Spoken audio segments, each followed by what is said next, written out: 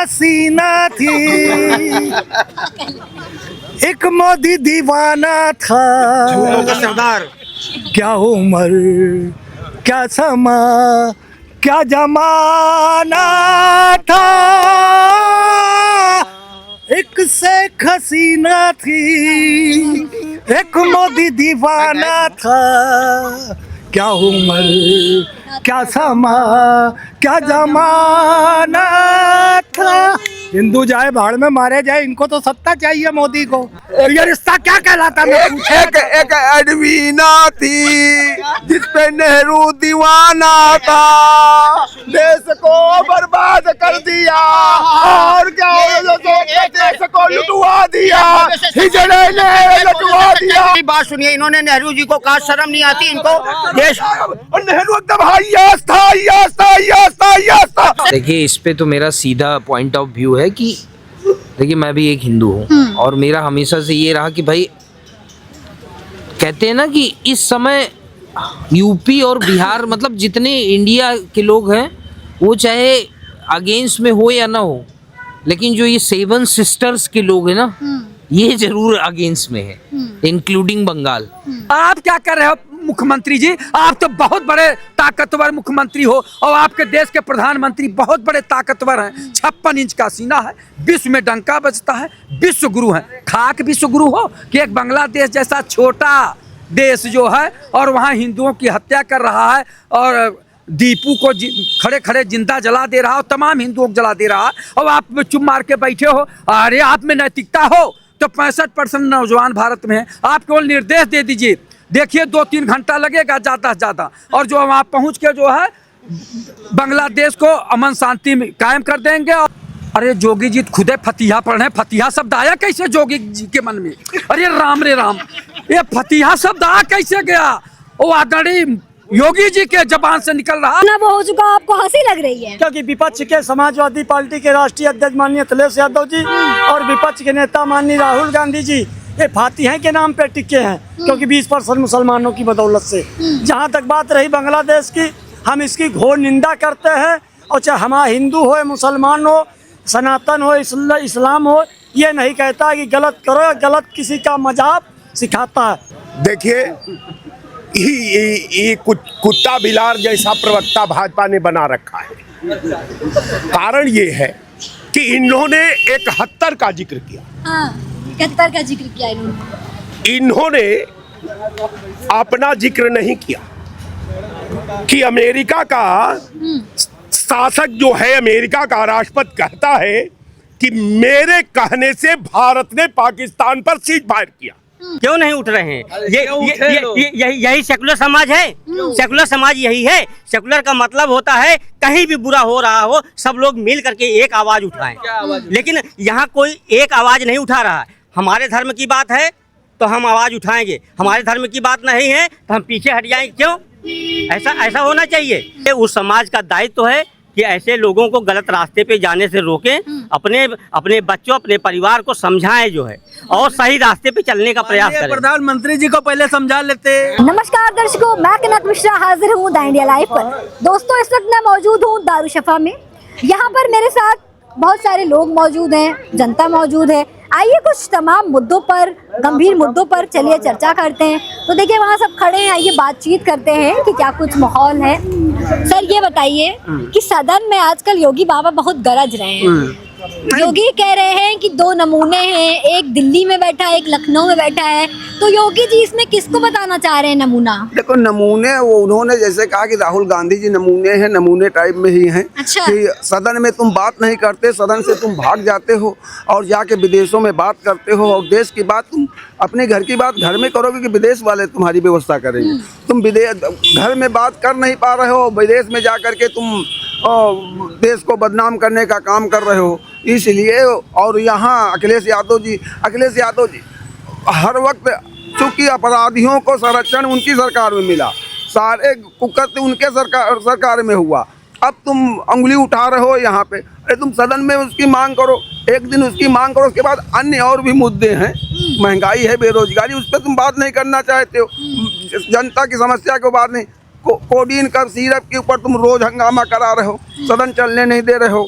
देश की प्रदेश की जनता टैक्स का पैसा तुम लोग ले करके और खा करके, और तुम सिर्फ बदत कर, इसलिए तुम बदत कर रहे हो कि चूंकि उसमें तुम्हारी संलिप्तता है, तुम्हारी पार्टी की संलिप्तता है, और ये तुम चाहते हो कि छोटी जो मछली पकड़ी गई हैं इनके ऊपर कार्रवाई हो करके ये मामला यहीं सुलटा दिया जाए और इसको हाई लेवल पे इसकी जांच न की जाए। जबकि बाबा ने कहा कि हम इसकी पूरी जांच कराएंगे, इसके हम तह तक जाएंगे और जड़ तक जाने के बाद इसमें जो दोषी होगा उसके ऊपर कार्रवाई होगी।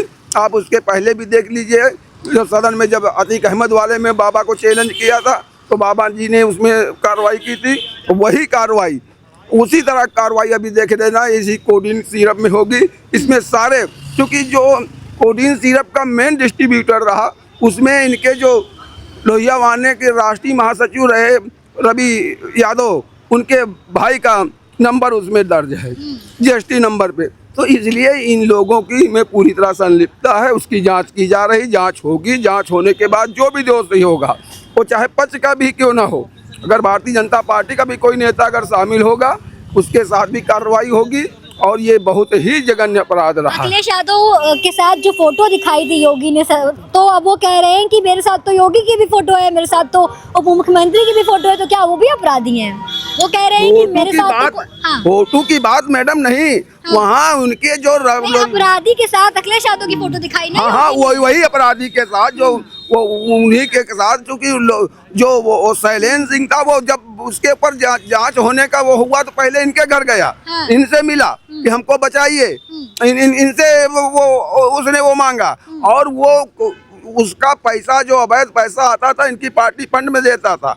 और अभी जांच हो रही, जांच में आपको दूध का दूध पानी का पानी निकल कर सामने आएगा। इसमें जो भी व्यक्ति होगा, और आखिर ठीक है, और लोहिया वाहिनी का जो तुम्हारा राष्ट्रीय महासचिव है उसके भाई का मोबाइल नंबर कैसे उसमें दर्ज है? जीएसटी ऐसे तो बन नहीं जाएगी, कहीं ना कहीं से। और 2016 में पर बनी थी। और अखिलेश यादव कह रहे हैं कि वो जाति विशेष के लिए मतलब बचा रहे हैं, जाति विशेष को बचा रहे हैं और लगातार धनंजय सिंह को बीच में ला रहे हैं। नहीं, धनंजय सिंह हो चाहे अभय सिंह हो चाहे ब्रजेश सिंह हो, जो भी व्यक्ति है प्रदेश की जनता के साथ खिलवाड़ करने का काम किया है, मैं यही मांग करूंगा, मांग भी मैं करूंगा मैं भारतीय जनता पार्टी को के नाते। ये छोटा मोटा अपराध नहीं है, लोगों के जीवन के साथ खिलवाड़ किया गया। कोडीन सिरप, हालांकि उत्तर प्रदेश में कोई मौत नहीं हुई उससे, मध्य प्रदेश में सुना है कुछ हुई है, लेकिन उससे नहीं। और उसको हम ही आपने सभी लोग लेते थे, डॉक्टर के पास जाते थे, अगर खांसी आती थी तो वही कोडीन सिरप लिखता था, तो हर आदमी पीता था उसको पक्ष का भी हो चाहे विपक्ष को, सबको लिखता था, सब पीते थे भाई खांसी के लिए। तो इसलिए इसकी जांच होनी चाहिए, ये बहुत ही, और जांच में और सही दिशा में जांच होनी चाहिए, इसकी पूरी तह तक जाना चाहिए। इसमें जो भी सिंडिकेट इसमें हो उसको दंडित करना, और दंडित नहीं, उसको इस तरह की सजा मिलनी चाहिए कि दूसरा कोई इस तरह का कुकृत्य न कर सके। क्या बताएं? देखिए मैम, गुरुजी जो बोल रहे हैं सही कह रहे हैं, लेकिन इसमें कोई इसी प्रकरण से जुड़े हुए लोगों की नहीं जांच होनी चाहिए पूरे इंडिया में इस टाइम पे। और ये लोग तो जो कर रहे थे बहुत छोटी कंपनीज है, इंटरनेशनल कंपनी है फाइजर, उसका कोरेक्स जो है, कोरेक्स आज 15 सालों से मार्केट के अंदर बिक रहा है, अंडर प्रिस्क्रिप्शन बताया जाता है। लेकिन अगर इन लोगों की कभी आप बैचिंग चेक करो और कितना सेल हुआ, तो ये तो बहुत छोटी मोटी मछलियां हैं। तो कहने का मतलब दुनिया के अंदर गलत काम सही काम सब हो रहे हैं, लेकिन जो पर्दे के आगे आ जा रहा है वही। योगी आदित्यनाथ ने सदन में 2 लोगों को नमूना बताया, उस पे क्या कहेंगे? उसमें तो सही कहेंगे कि नमूने तो है ही, क्योंकि कोई आदमी अपने सिक्स सेंस से, सिविक सेंस से कोई बात करता है। राजनीति में क्या है ना, लोग कौन नमूना है? उन्होंने सीधा बोला, क्या कहते हैं, 2 नमूना बोला तो समझ जाइए, जनता समझ दिल्ली में एक लखनऊ में है, 2 नमूने तो हैं। बस आप समझ जाइए। अच्छा, कल जो है योगी आदित्यनाथ ने एक बयान दिया था कि जब गाजा में कुछ होता है तो कैंडल मार्च निकाली जाती है। अब दीपू चंद्रवाल पर कोई बोल नहीं रहा है, बांग्लादेश में एक हिंदू खतरे में है, अब उनको लेकर कुछ बोल नहीं रहा है कोई, तो इस पर क्या बोलेंगे आप? देखिए, इस पे तो मेरा सीधा पॉइंट ऑफ व्यू है कि देखिए मैं भी एक हिंदू हूँ और मेरा हमेशा से ये रहा कि भाई, कहते हैं ना कि इस समय यूपी और बिहार, मतलब जितने इंडिया के लोग हैं वो चाहे अगेंस्ट में हो या ना हो, लेकिन जो ये 7 सिस्टर्स के लोग हैं ना, ये जरूर अगेंस्ट में है, इंक्लूडिंग बंगाल। तो अभी जो माहौल बन रहा है, लेकिन एक तरफ देखिए आज अटल जी की मूर्ति का अनावरण भी किया। तो मैसेजेस ये जाता है पॉलिटिशियनों की तरफ से कि भाई शांति हमें चाहिए, लेकिन जब अगला शांति नहीं चाहता तो फिर अशांति से ही काम चलेगा। और भारत बहुत हद तक, जब से 2014 से सरकार है, बहुत हद तक ये दबाव बनाने में सफल रहा कि जो भी, अगर देखो इंटरनेशनली इस्लामिक क्या कहते हैं, टेररिज्म से दुनिया परेशान है। अमेरिका में खुद तो आप ही लोग तो कहते हैं सेकुलर है, सेकुलर है, सेकुलरिज्म तो आप ही लोग कहते हैं। देखिए सेकुलरिज्म उसके साथ होता है, जैसे आज 25 तारीख है, हैप्पी क्रिसमस। हाँ। अभी मेरी एक फ्रेंड है, पेरिस में रहती है, तो उसने मेरे को विश किया, मैंने भी किया। पेरिस में दोस्त तो है ना? हाँ, तो कहने, आज से नहीं 20 साल पुरानी दोस्ती है, जब हम लोग कॉलेज में पढ़ते थे। तो कहने का मतलब ये होता है कि आप जब साथ में लेके चलोगे, जब तुम्हारे अंदर दगा आपको छल, ऐसा नहीं लगता है कि जो सेकुलर है ये हिंदू ही बोलते हैं, मुस्लिमों की तरफ से सेकुलरिज्म का कोई बढ़ाव आगे जो है कोई कदम नहीं आता? उधर से बस सेकुलरिज्म कितनी देर तक है, जब तक अपना स्वार्थ ना सिद्ध हो जाए, जब तक वो आपको छल ना ली, जब तक वो आपको काट ना दी, तब तक ये समझिए मसला पूरा ये है। अब इस आप पे क्या कहेंगे? देखिए, गाजा में जब कुछ होता है तो आप लोग कैंडल मार्च निकालते हैं, और यहाँ पे जब कुछ हो जाता है किसी हिंदू के साथ तो आप लोग चुप हो जाते हैं? हम लोग कहीं नहीं चुप होते, हम लोग सब कुछ करते हैं, लेकिन हाँ। कैंडल मार्च निकालना और यहाँ सब कुछ करना एक प्रतीकात्मक होता है।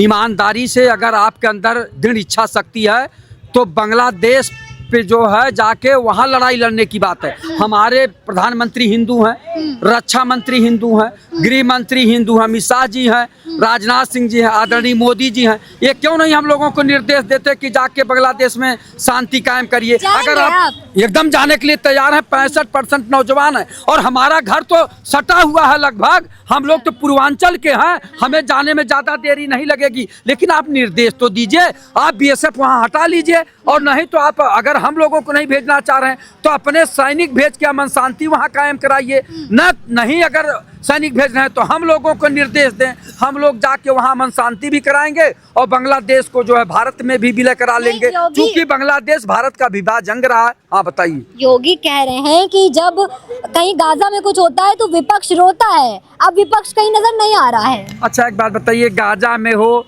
या इजराइल में हो या फिलिस्तीन में हो, उससे मोदी जी या योगी जी से कौन सा मतलब है? आप बताइए, आपसे नेपाल नाराज चल रहा है, आपसे बांग्लादेश नाराज चल रहा है, आपसे पाकिस्तान से नहीं बैठ रही है, आपसे चीन से नहीं दोस्ती बन पा रही।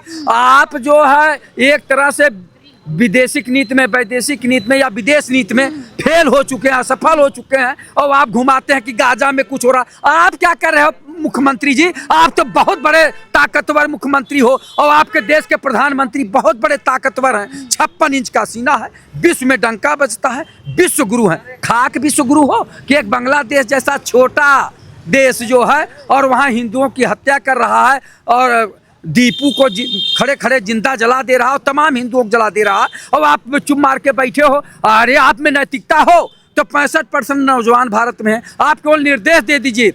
देखिए 2-3 घंटा लगेगा ज़्यादा से ज़्यादा, और जो वहाँ पहुँच के जो है बांग्लादेश को अमन शांति में कायम कर देंगे, और वहाँ जो है बांग्लादेश में। योगी ने कहा है कि हम यहाँ से जितने भी जो बांग्लादेशी हैं उनको भगाएंगे, और उसके बाद विपक्ष को फतिहा पढ़ने का मौका भी नहीं देंगे। ऐसा क्यों कहा योगी? अच्छा, क्या लग रहा है? विपक्ष के फतिहा पढ़ने की क्या जरूरत है, और कौन सा इनको मौका देने की जरूरत है? विपक्ष जो है ऐसा कुछ होता है तो फतिहा पढ़ने चले जाते हैं, योगी जी ने कहा सदन में। अरे योगी जी खुदे फतिहा पढ़े, फतिहा शब्द आया कैसे योगी जी के मन में?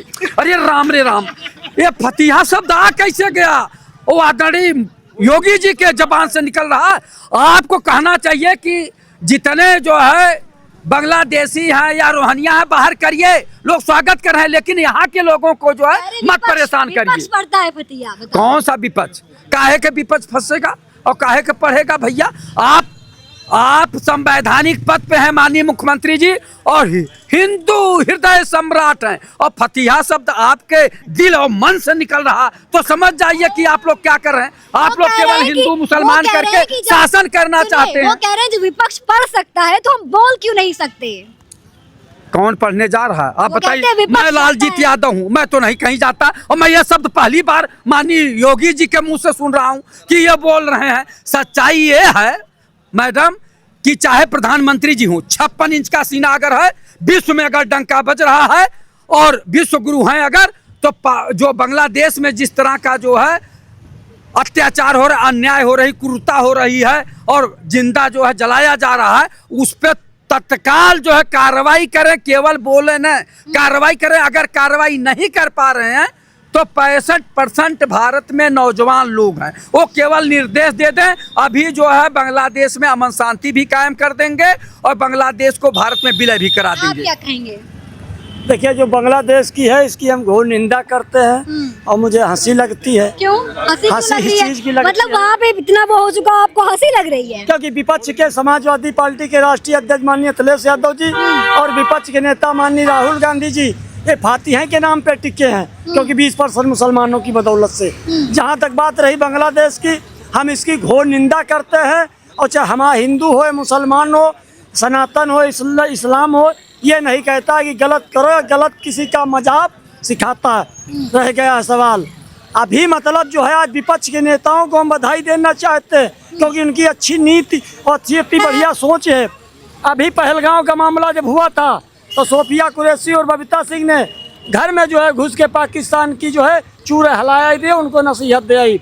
यही विपक्ष के नेता माननीय अखिलेश जी और राहुल गांधी जी पूछ रहे थे कि लाशों का हमको आंकड़ा बताइए, कहाँ आपने मारा। यही असरुद्दीन ओवैसी साहब ने कहा कि कंधे से कंधा मिला के माननीय प्रधानमंत्री जी को मैं साथ दूंगा और पाकिस्तान को दुनिया के नक्शे से मेट के छोड़ूंगा।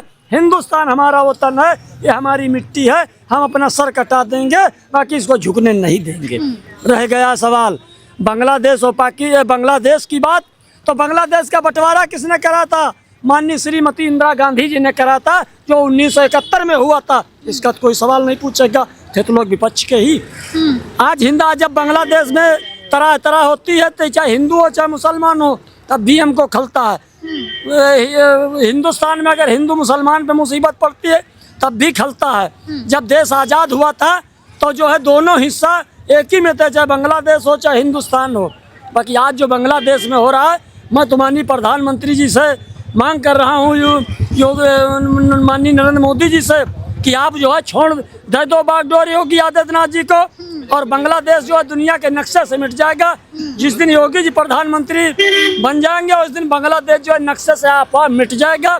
और दोष जो है विपक्ष के नेता का ही मत दीजिए, श्रीमती माननीय इंदिरा गांधी जी का, उनके कार्यकाल में 1971 में बंटवारा हुआ था। जरा ये भी तो सवाल भी पूछ ली करो। रह गया सवाल, जब देश का बंटवारा हो चुका है और यहाँ के मुसलमानों पर ठुकरा फोड़ा जा रहा है, तो यहाँ का मुसलमान चाहे पाकिस्तान हो वो भी हमारा दुश्मन है, और बांग्लादेश है जो वो भी हमारा दुश्मन है। हम हिंदुस्तान हैं, भारतीय हैं, और हिंदुस्तान में माटी हमारी वतन है। हम सर अपना कटा देंगे, बाकी मिट्टी का सर नहीं झुकने देंगे। अच्छा, योगी कह रहे हैं कि 2 नमूने हैं, अब 2 नमूने वो राहुल गांधी को बता रहे हैं और अखिलेश यादव को बताते हैं। सही बात है। कहते हैं वो लोग घूमने चले जाते हैं, जब देश में कोई विपत्ति आती है तो वो बाहर टूर करने चले जाते हैं। तो यही आप न देख लीजिए, मुसलमानों पर थोड़ा सा उदाहरण ले लीजिए।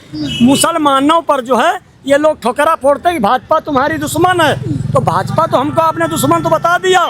अगर अटल बिहारी वाजपेयी जी ने विदेश की रास्ता न खुलवाई होती तो इससे गई गुजरी मुसलमानों की हालत होती। जेपी अब्दुल कलाम के ऐसे व्यक्ति को राष्ट्रपति अटल बिहारी वाजपेयी जी ने बनाया। अब सुन लीजिए मुसलमानों का ये जो है फातिहा। राज्यसभा में नेता विरोधी दल मल्लिकार्जुन कुमार खड़गे, राष्ट्रीय अध्यक्ष मल्लिकार्जुन कुमार खड़गे, लोकसभा में नेता विरोधी दल माननीय राहुल गांधी जी, प्रदेश अध्यक्ष माननीय अजय राय जी, प्रभारी अविनाश पांडे जी। कौन हुआ मुस्लिम चेहरा है? खाली मुसलमानों की ये बताया जा रहा भाजपा तुम्हारी दुश्मन है। अच्छा, और समाजवादी पार्टी में योगी तो कभी चादर चढ़ाते दिखते नहीं, लेकिन ये सब तो चादर चढ़ाते हैं, सब तो जाते हैं। मेरी बात को सुन लीजिए। संसदीय दल के नेता अखिलेश यादव, राष्ट्रीय अध्यक्ष अखिलेश यादव, राम गोपाल यादव, राज्यसभा में नेता संसदीय दल के, प्रदेश अध्यक्ष श्यामलाल पाल, लाल बिहारी यादव नेता विरोधी दल विधान परिषद में, विधानसभा में नेता विरोधी दल बाबा माता प्रसाद पांडे। तो इन लोग खाली चादर चढ़ा के मुसलमानों को बेवकूफ बनाना चाहते। सपा कांग्रेस वाले इस्लामी गौछा डाल के टोपी धर के मस्जिद में चले जाएंगे, केवल मुसलमानों को बेवकूफ बनाने। कहते हैं कि योगी जो है कावड़ियों में फूल बरसाते हैं और मुसलमानों पे जो है डंडे बरसाते हैं। नहीं, ये आप गलत कह रही हैं। हम नहीं कह रहे हैं, विपक्ष कहता है। अरे विपक्ष के लिए कहा क्या है का? हम तो आज हिस्सेदारी की बात कर रहे हैं कि हमको कांग्रेस समाजवादी का हिस्सा दे। हम अखिलेश जी से कहना चाहते हैं कि हम मुसलमान को नेता विरोधी दल बना देंगे ना ही दसन को, या कांग्रेस जो है इमरान मसूद को प्रदेश अध्यक्ष उत्तर प्रदेश की बना देगी। जिस समाज के लोग हैं 2-3% मुसलमान 20% है, इसकी आप क्या बात कर रही। रह गया सवाल बांग्लादेश का। बांग्लादेश से हम तो चाहे हिंदू हो चाहे मुसलमान हो, हम सबसे कहते हैं कि जो है मिलकर सब लोग जो है बांग्लादेश का मुकाबला करो और जो है ऐसी गलत गतिविधियाँ ना पैदा हो। ये हिंदुस्तान गंगा जमुना तहजीब भाई बंदगी सिख ईसाई हिंदू मुसलमान ने सब ने मिलकर देश को आज़ाद कराया था। इसमें एक जात का योगदान नहीं। रह गया सवाल आने वाले समय में ये जो है भारतीय जनता पार्टी की सरकार हमेशा रही है, सबका साथ सबका विकास सबका विश्वास सबके प्रयास पे चलती है और चलती रहेगी। देखिए ये कुत्ता बिलार जैसा प्रवक्ता भाजपा ने बना रखा है। कारण ये है कि इन्होंने 71 का जिक्र किया। हाँ, 71 का जिक्र किया इन्होंने अपना जिक्र नहीं किया कि अमेरिका का शासक जो है, अमेरिका का राष्ट्रपति कहता है कि मेरे कहने से भारत ने पाकिस्तान पर सीज फायर किया। मोदी जी अभी हमारे भाई सहयोगी प्रवक्ता कह रहे थे कि साहब दुनिया का सबसे ताकतवर नेता है। उसका कंटेम्प्ट वहां का राष्ट्रपति ने कहा कि भारत को हमने आदेश किया था, अब भारत ने पाकिस्तान पर सीज फायर किया। एक बार नहीं, ये संसद के पैरे की कार्रवाई में राहुल जी ने कहा कि वो 28 बार कहा है कि मैंने भारत को आदेश किया था कि आप पाकिस्तान पर सीज फायर करो, अब मैंने आदेश दिया था कि सीज फायर बंद करो। ये मैं नहीं कहा, ये पार्लियामेंट का डाटा कहता है। अब आ जाइए, जिस अमेरिका के गोद में आप बैठ करके पाकिस्तान से सीज फायर कर रहे थे, उस अमेरिका को चुनौती देकर के इंदिरा गांधी ने कहा कि पाकिस्तान को दुनिया के नक्शे से मिटा दूंगा और बांग्लादेश नया राष्ट्र बना करके छोड़ दिया। ये कांग्रेस की जज्बा थी, ये इंदिरा गांधी की जज्बा थी, ये कांग्रेस का खून था। लेकिन अभी इनको क्या, ये तो लिख लोढ़ा पड़े पत्तल, ये केवल गाली देना जानते हैं। गाली तो आपने दी थी अभी। अब देखिए, जब आप जो है किसी इतिहास के पैरे के साथ जब आप खेलेंगे, जब इंसानियत के साथ खेलेंगे, भारत में तो हिंदू और मुसलमान का आप रक्षा नहीं कर पाते, आप कहां जाएंगे बांग्लादेश में। इन लोगों से कह दीजिए कि मैं सरकार से आग्रह करता हूं कि जिसको हिंदू का दर्द है, इन लोगों को वही बांग्लादेश में भेज दीजिए। ये जाकर के वहां लोग रक्षा कर लेंगे, इसलिए कि बाहुबली है, इसलिए कि बकवास चैनल पर करने में तो कुछ लगता नहीं है। खून की जरूरत होती है, जंग में खून गिरता है, खून तो इन लोगों के देह में है नहीं। इसलिए कि जब व्यक्ति का इंसानियत मर जाती है, जब उसके दिल की मानवता मर जाती है, जब उसके दिल का तड़पन मर जाती है, जब उसका दिल जो है बदला जलती द्वेष और ताप में जब हो जाता है ना, तो उसको तारा भी नहीं दिखाई देता। जमीन की अतीत का पृष्ठभूमि का तो सवाल ही नहीं उठता। अब रह गया सवाल कि हम आपके चैनल पर बोलना नहीं चाहते थे। मैं आपके चैनल पर इसलिए बैठा था कि यहाँ वक्ताओं का मैं बात सुनूं। बात हमको सुनने में बड़ा आनंद आता है। काहे नहीं बोलना चाहते थे मेरे चैनल पे आप? देखिए, हम अब बोलना नहीं चाहते, हम इस समय चैनलों पर बहुत कम भी बोलना चाहते हैं। कारण ये है कि आप बांग्लादेश जो हो रहा है इंसानियत के लिए, जो हो रहा है मानवता के लिए, जो हो रहा है पूरे दुनिया का भूगोल के लिए, इससे बड़ा दुर्भाग्यपूर्ण दिन नहीं हो सकता कि जब कोई चांद और सूर्य का परीक्षण दुनिया कर रही हो, हम अभी हिंदू मुसलमान में दर्पण देख रहे हैं कि कौन हिंदू है कौन मुसलमान है। इसलिए कि हम अंधा हो चुके हैं, हमको मानव में इंसानियत नहीं दिखाई देती, हमको हिंदू मुसलमान दिखाई देता है, हमको जाति मजहब दिखाई देता है, हमको अपना पराया दिखाई देता है। तो मैं आपके चैनल पर ईमानदारी से कहता हूं कि दर्द मुझे भी है, लेकिन आपका दर्द इंसानियत को धोखा देने वाली है। लेकिन हमारा जो खून है ना, ये आजादी के लहू में पैदा है। तो हम लोग लड़ना भी जानते हैं, हम लोग मरना भी जानते हैं, हम लोग समाज को बचाना भी जानते हैं, हम समाज का निर्माण करना भी जानते हैं। हम बकवास नहीं करना जानते। कारण ये है कि ये कह रहे थे, आपको मैं कह रहा हूं, मैं रेवतीपुर का रहने वाला हूं। आप मेरे परिवार का जा करके आप हिस्ट्री को पढ़ लीजिए। एक एक गांव में एक एक व्यक्ति से पूछेंगे तो वो बताएगा कि परिवार राज साहब का परिवार क्या था। इस आजादी के जंग में इस परिवार, हमारा घर जो है डायनामाइट से उड़ा दिया गया। हम उस समय हमारे पास छप्पर भी नहीं बचा था, लेकिन हम लोग गाते नहीं, हम लोग राष्ट्रभक्त नहीं बनते। ये राष्ट्र आवाम का है, ये राष्ट्र मानवता का है, ये राष्ट्र एकता का है, ये राष्ट्र अखंडता का है, ये राष्ट्र संप्रभुता का है।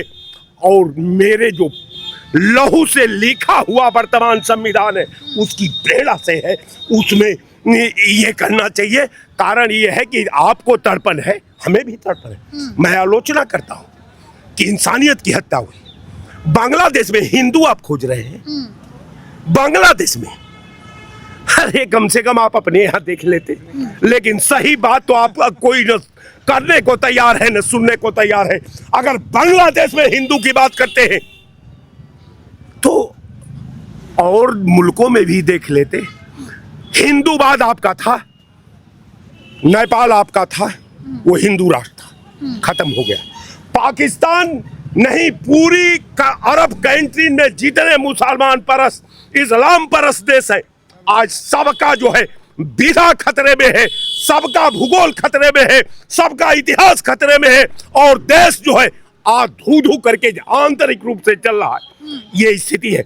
हमारा सेकुलर देश है, ये हिंदुओं का भी है, मुसलमानों का भी है, सिखों का भी है, ईसाइयों का भी है, दलितों का भी है, शोषितों का, पीड़ितों का, फटेहालों का भी है। हम एक साथ रहते हैं, हमारे अंदर कोई भेदभाव नहीं। हम समाज का सृजन की बात करते हैं, समाज का स्थापना की बात करते हैं, समाज का भविष्य की बात करते हैं। इस विधा में पूरे समाज को मैं समायोजन करके मैं वो भारत का निर्माण करना चाहता हूं जो दुनिया का मार्गदर्शन करे, चाहे वो आर्थिक रूप से, चाहे सामाजिक रूप से, चाहे सामरिक रूप से। लेकिन युद्ध भारत का ताना बाना के साथ ये लोग खेल रहे हैं, भारत की एकता के साथ खेल रहे हैं, भारत के सिस्टम के साथ खेल रहे हैं, भारत के संविधान के साथ खेल रहे हैं। अंत में मैं एक लाइन जरूर कहूंगा कि जो वहां घटना हुई है, मैं प्रधानमंत्री से कहना चाहता हूं, आप तो विश्व गुरु हैं, आप तो इस समय दुनिया के विधा से ऊपर है, विश्व गुरु मने सबसे जो, तो आपको तो बंद करा देना चाहिए। एक बार आप कहते, आप बांग्लादेश की दहलीज हिल जाती और जो कार्रवाई बंद हो जाती। आप क्यों नहीं कह रहे हैं? आपका मंत्री, रक्षा मिनिस्टर क्यों नहीं कह रहा है? आपका विदेश मंत्री क्यों नहीं कह रहा? आपका सारे नेता क्यों नहीं कह रहे? आपका ये सब नेता कह रहे हैं कि बांग्लादेश को ये कर देना चाहिए। समझना चाहिए कि उसका राष्ट्रवाद बांग्लादेश है, बांग्लादेशी है वो। जिस तरह हम भारतीय हैं उस तरह वो बांग्लादेशी है। अब बांग्लादेश में के किसी भी देश के आंतरिक सोच में, आंतरिक व्यवस्था में, आंतरिक उसके विधा में हमको इंटरफियर नहीं करना चाहिए। मैं तो ये कहना चाहता हूँ, हमको अपना घर बचाना चाहिए, अपने घर में मिल्लत कायम करना चाहिए, अपना घर का सद्भाव कायम करना चाहिए। आपने बात सुना, बहुत बहुत धन्यवाद। जय हिंद। क्या आंतरिक मामलों में किसी के दखल नहीं देना चाहिए, ये बात सही है। लेकिन फिलिस्तीन का बैग लेकर के कौन टहलता है? नहीं तो फिर ये गलत कह रहे हैं आप। वो बांग्लादेश का बैग लेके भी गई थी अभी। जो फिलिस्तीन में होता है उस पे कौन यहाँ विरोध जताता है? उसके लिए तो नहीं, वो हिंदू हैं इसलिए यहाँ पे कोई आवाज नहीं उठेगी। किसने क्या बिगाड़ा उनका? कुछ नहीं बिगाड़ा। उसके बावजूद उनकी जो है हत्या हुई, और इतनी निर्ममता से हत्या हुई जो है, ये बहुत ही गलत है। ये समाज को, इस देश के समाज की अपनी शक्ति को पहचानना चाहिए, और जो गलत हो रहा है उसका विरोध करना चाहिए जो है, और जो अपने अंदर कमियां हैं उसको दूर करना चाहिए, और विकास में हमेशा भागीदार बनना चाहिए। लेकिन यहाँ क्या हो रहा है, यहाँ जो लोग अपनी कौम के लिए जो है कहाँ विदेश तक जो है झंडा उठाने के लिए तैयार हैं, यहाँ तक कि अगर स्वर्ग में भी कहीं हो उनके लिए भी आवाज़ उठाने के लिए तैयार हैं। ऐसी जघन्य हत्या होती है, यहाँ क्यों लोग नहीं उठ रहे हैं? क्यों नहीं उठ रहे हैं? यही सेकुलर समाज है। सेकुलर समाज यही है। सेकुलर का मतलब होता है कहीं भी बुरा हो रहा हो सब लोग मिल करके एक आवाज़ उठाएं। लेकिन यहाँ कोई एक आवाज़ नहीं उठा रहा है। हमारे धर्म की बात है तो हम आवाज़ उठाएंगे, हमारे धर्म की बात नहीं है तो हम पीछे हट जाएंगे। क्यों? ऐसा होना चाहिए। कांग्रेस जो है जो हर जगह विरोध जताती है राजनीति के, जब राजनीतिक लाभ हानि की बात होती है, लेकिन जहां ऐसी बात होती है वहां सड़क पर कितने कांग्रेसी उतरे या कितने अन्य विपक्ष के लोग कितने उतरे? कोई नहीं उतरा। कांग्रेस ने और अपहरण किया है। सुनिए शेख हसीना का कांग्रेस ने अपहरण किया है, मोदी जी ने किया है। देखिए वो तो अगर बांग्लादेश में हिंदू मारे जा रहे हैं तो क्या गलत हो रहा है? देखिए उन्होंने किसी का चीर हरण करोगे और बकवास करोगे आप? क्या बात कर रहे हो? किसी ने अगर शरण मांगी है, ये अपने देश की परंपरा है, किसी ने भी शरण मांगी है तो उसको शरण दी गई है, उसकी रक्षा की गई है और ये हमारी परंपरा है। शरण दिया जा रहा है। थोड़ा गैप बना के चलिए, उनको दिक्कत हो रही खड़े होने में, थोड़ा गैप। तो ये कहने का मतलब है जितने भी विपक्षी गठबंधन के नेता हैं सड़क पे क्यों नहीं उतरते? क्यों नहीं? जहां भी गलत हो रहा है, चाहे जिस भी जात धर्म के साथ हो रहा है, वहां उतर करके विरोध जताना चाहिए, चाहे घर के अंदर हो चाहे घर के बाहर हो। ये मानवता के लिए आवाज उठाना है, ना कि किसी जात विशेष के लिए। ठीक है, लेकिन यहाँ पे क्या, यहाँ मुस्लिम की क्या जरूरत है? यहाँ पे लोग कहते हैं कि ऐसा वहाँ इसलिए हो रहा है क्योंकि यहाँ भारत में हो रहा है उनके साथ विशेष वर्ग के साथ, इस वजह से वहाँ पे हो रहा है। पाकिस्तान में हो रहा क्यों और जगहों पे क्यों हो रहा है? तो ये एक गलत नैरेटिव बनाने की कोशिश है। जो भी जहाँ भी गलत हो रहा है, चाहे जिस भी जात धर्म के लिए हो, वहाँ सब लोग मिल करके सेकुलर हैं तो आवाज उठाने। लगता है कि भारत में कुछ सेकुलरिज्म बचा हुआ है? सेकुलरिज्म देखिए भारत की आत्मा है, भारत के आत्मा में बसा हुआ है। कहते हैं कि जहाँ मुसलमान जो है मेजोरिटी में रहते हैं वहाँ पे आतंक काटते हैं और जैसे माइनॉरिटी में आते हैं तो सेकुलरिज्म की बात करते हैं। क्या कहेंगे? हम किसी जात को आतंकवादी कहने के लिए नहीं आए हैं, लेकिन हाँ ये जरूर है कि जिस जात धर्म में भी कट्टरता या आतंकवाद, आपने कभी सुना है कि कोई आतंकवादी शर्मा है, कोई मिश्रा है? सुना है कभी? मेरी बात सुन लीजिए, जिस भी जात धर्म हिंदू मुस्लिम, एक मिनट बोलने दीजिए, जिस भी जात धर्म में लोग निकले, गलत भी निकले, अपराध के रास्ते को अपनाए, जो है वो जात धर्म का पहला दायित्व है कि वो अपने वर्ग के लोगों को समझाए, उसको सही रास्ते पे लाने का प्रयास करे। नहीं है तो कानूनी जो प्रक्रिया है उसको अपनाए, उसके बावजूद नहीं आता है तो कानून अपना काम करेगा और जो उसको दंड मिलना चाहिए वो दंड उसको मिलेगा। जो ये सबका जिम्मेदारी है। अब हाँ, अगर किसी में बहुतायत मात्रा में आ रहे हैं तो जरूर जो है एक व्यक्ति पे नहीं पूरे समाज पे उंगली उठती है। ये उस समाज का दायित्व है कि ऐसे लोगों को गलत रास्ते पे जाने से रोकें, अपने बच्चों अपने परिवार को समझाएं जो है और सही रास्ते पे चलने का प्रयास करें। प्रधानमंत्री जी को पहले समझा लेते, बांग्लादेशी थी वो शेख हसीना, उसको क्यों यहाँ छिपा करके रखे? कि वो शरण मांग रही थी तो शरण दे रहे हैं। शरण किसी महिला को क्यों दे रहे हो आप? क्यों महिला को आप शरण नहीं दे सकते? नहीं, एक मुस्लिम महिला से हिंदू मुस्लिम करने के लिए उसको आप रखे हुए हो। अच्छा, अगर उसके देश में उसका अपमान हो रहा है तो वो यहाँ शरण मांग रही तो वहाँ हिंदू मारे जा रहे हैं तो प्रधानमंत्री जी क्या कर रहे हैं? क्यों नहीं जा रहे हैं बांग्लादेश? सरकार किसकी है? सरकार का क्या काम है? अगर कोई गलत काम किसी भी तरह का देश के व्यापक हित में जो हो रहा है, हाँ अगर कहीं हो रहा है तो वो इस चीज को चिन्हित करे, राजनयिक के माध्यम से आकर ऐसी घटना। अब यही तो कॉन्टेक्स्ट है कि हिंदू वो बांग्लादेश वाले चैप्टर पे है, है ना, वही चैप्टर चल रहा है। लेकिन ये इतना लंबा खींचने की ऐसे, ठीक है चलाइए, आपका कर्तव्य है, मीडिया में है आप। मेरा कहने हमको बता रहे हैं कि हम लंबा खींच रहे हैं। नहीं, हम आ जाइए, हम 2-3 दिन से देख रहे हैं। मेरी बात तो आ जाए, अच्छी बात है, आपका स्वागत है, आपका चैनल बहुत अच्छा है और अच्छा हो। शुक्रिया। मेरा कहने का मतलब ये है कि जो सरकार है, अगर इस तरह की कोई इस तरह घटना हुई है वो टोटल अमानवीय है, आलोचनात्मक। हर आदमी आलोचना करेगा जो भी मानवता से प्यार करता है ना। तो हिंदू बनेगा ना मुसलमान बनेगा, इंसान की औलाद इंसान बनेगा। इस मद्देनजर जो है यही इन्होंने बताया, सर्वधर्म समभाव की बात की। तो जो गलत है वो गलत है। अब सरकार का क्या, सरकार किसकी है, तो जवाबदेही उनकी बनती है। तो वहाँ के एम्बेसी के अच्छा, योगी जी कह रहे हैं, कल उन्होंने बयान दिया था कि जब गाजा में कुछ हो जाता है तो कैंडल मार्च निकाली जाती है, लेकिन अब बांग्लादेश में हिंदू के साथ इतना बुरा हुआ तो अब कोई विपक्षी जो है नहीं उतर रहा है, कोई विपक्षी कुछ नहीं कह रहा है। उतर रहा हो, मीडियम उसका वो ना आता हो बहुत से, क्योंकि मेन खबर मेन स्ट्रीम की विपक्षी जितनी खबरें हैं क्या नहीं छोटे में आ जाए, जरूरी है कि मेन स्ट्रीम, मान लीजिए मेन स्ट्रीम बिकाऊ है तो ऐसे कुछ और भी चैनल है जिनका मैं नाम नहीं लूंगी कि वो एक तरफा खबर चलाते हैं अखिलेश यादव की, तो आप लोग उनको बिकाऊ क्यों नहीं कहते? नहीं, बिकाऊ हम नहीं कह रहे हैं, ये तो आप कह रही हैं। हमारा मतलब है कि ऐसा नहीं जिसको राजनीति करनी है, चाहे वो पक्ष में हो चाहे विपक्ष में, अपनी वो धारा, अपने विचार, अपनी जो भी पार्टी की नीति है उसको कह रहा है, कर रहा है। अब वो लाइमलाइट में ना आए, या आप जैसे कह रहे हैं कि इन्होंने अभी कहा कि विपक्ष वाले क्या कर रहे हैं, विपक्ष वाले क्या नहीं कर रहे हैं, क्या नहीं कर रहे हैं। जो जायज है, जरूरी है, देश के हित में है, जन के हित में, वो कर रहे हैं,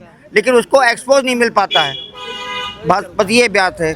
जो गलत है वो गलत है, सरकार का काम है, सरकार भी ड्यूटी करे, उनको चिन्हित करे, होम मिनिस्ट्री के मामलों से ऐसा मानक स्थापित करे कि आने वाले समय को इसकी पुनरावृत्ति ना हो।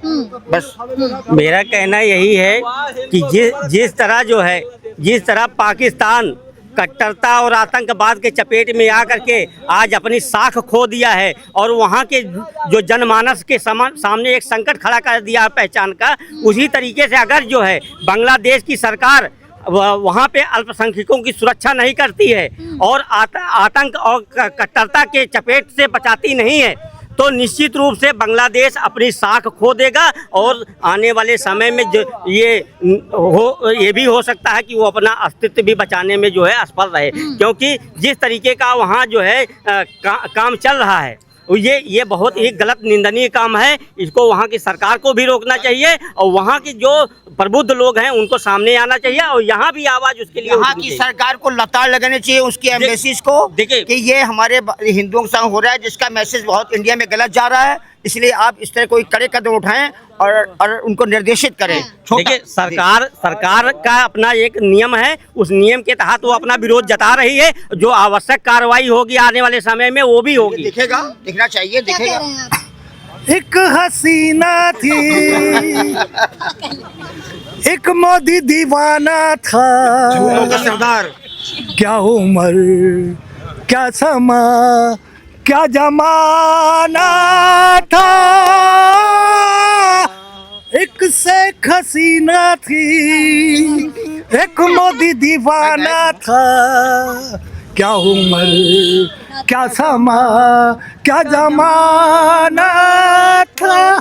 हिंदू जाए भाड़ में मारे जाए, इनको तो सत्ता चाहिए मोदी को। अच्छा, वो तो भाई हिंदुओं को मरवा रहा है, वही वो तो कह रहे हैं बांग्लादेशी नेता, हमारी जो मुजरिम को हमें भेजा जाए, वो हमारे देश की मुजरिम है, उसको साल भर से पनाह दी हुई है, साल भर से ऊपर हो गया, 1.5 साल से ऊपर हो गया, पनाह दी हुई है। हम जनता के टैक्स का पैसा उसकी अयाशियों में खर्चा हो रहा है। मोदी ये रिश्ता क्या कहलाता है? ये रुक जाइए, क्या है ये रिश्ता, क्या कहलाता है? एक एडवीना थी जिस पे नेहरू दीवाना था, देश को बर्बाद कर दिया और क्या देश को लुटवा दिया, हिजड़े ने लुटवा दिया देश का, हिजड़े ने लुटवा दिया, नेहरू हिजड़े ने लुटवा दिया देश को, बढ़वा दिया बड़े भाई को, अरे देश बनाया सब बिगाड़ दिया, लूट दिया, लुटवा दिया, हिंदुओं को लुटवा दिया, हिंदुओं को कटवा दिया। वो एडवीना के चक्कर में, वो नेहरू एडवीना के चक्कर में हम उनका लेते रहे हैं और नाचने गाने वाले के लाल खड़ा कर दिया। बाल बारा को यहाँ प्रोटेस्ट कर रहे हो, बता रहे हो ऐसा नहीं वैसा। अरे मेरी बात सुनिए, इन्होंने नेहरू जी को कहा, शर्म नहीं आती इनको? देश और नेहरू एकदम अय्यास था और गांधी अय्यास था, गांधी अय्यास था। अरे यार, एक मिनट, गांधी अय्यासा कह रहे हैं, गांधी कोई अय्यासा सबूत है इनके पास? इनकी जाकी रही भावना जैसी, प्रभु देखी तीन मूरत ऐसी, इनके मन के विचार, इनके जो पार्टी के संस्कार है ना, इनको सावन के अंधे को हरा ही हरा नजर आता है।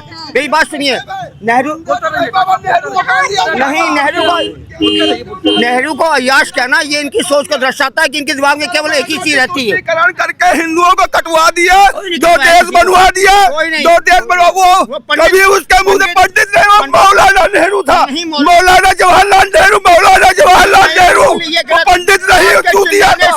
आपके चिल्लाने से उनकी छवि नहीं गिर जाएगी पूरे विश्व में। अगर कोई राष्ट्राध्यक्ष जाता है, कहीं भी आता है, तो 57 देशों में उनकी नेहरू जी की स्टैचू लगी है।